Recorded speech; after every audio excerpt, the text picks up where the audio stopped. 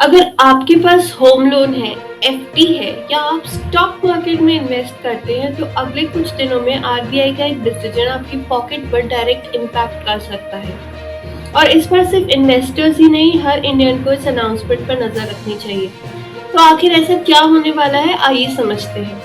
3 अगस्त से आरबीआई की monetary policy committee यानी एमपीसी की मीटिंग शुरू हो चुकी है और 5 अगस्त को RBI governor Sanjay Malhotra announce करेंगे कि रेपो रेट में कोई बदलाव होगा या नहीं। लेकिन इंटरेस्टिंग बात यह है कि मार्केट सिर्फ डिसीजंस का वेट नहीं कर रहा। एक्सपर्ट का माने तो आरबीआई रेपो रेट को फिलहाल 5.25% पर ही होल्ड कर सकता है। लेकिन असली गेम रेपो रेट नहीं है, असली गेम है आरबीआई का फ्यूचर आउटलुक।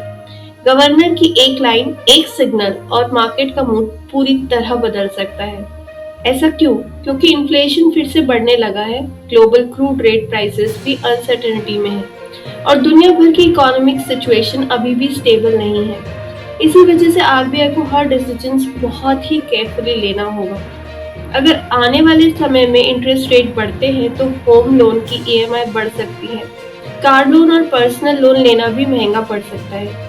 यानी हर महीने आपकी पॉकेट पर एक्स्ट्रा प्रेशर पड़ सकता है। लेकिन पिक्चर का एक दूसरा साइड भी है। अगर रेट फ्यूचर्स में बढ़ते हैं तो फिक्स्ड डिपॉजिट यानी एफडी पर मिलने वाले रिटर्न्स भी इम्प्रूव हो सकते हैं। इसलिए बोरोअर्स भी वेट कर रहे हैं और सेवर्स भी। और सिर्फ बैंक ही नहीं, स्टॉक मार्केट भी आरबीआई गवर्नर के हर एक वर्ड को ध्यान से सुनेगा।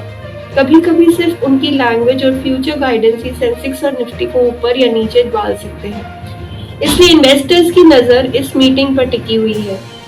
अब सबसे बड़ा सवाल, क्या आरबीआई रेट्स होल्ड करेगा या फ्यूचर में कोई बड़ा सिग्नल देगा?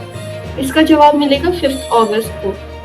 अगर आपको भी फाइनेंस और स्टॉक मार्केट की ऐसे ही इंपॉर्टेंट अपडेट्स चाहिए तो चैनल को फॉलो, शेयर और लाइक, सब्सक्राइब करना ना भूलें।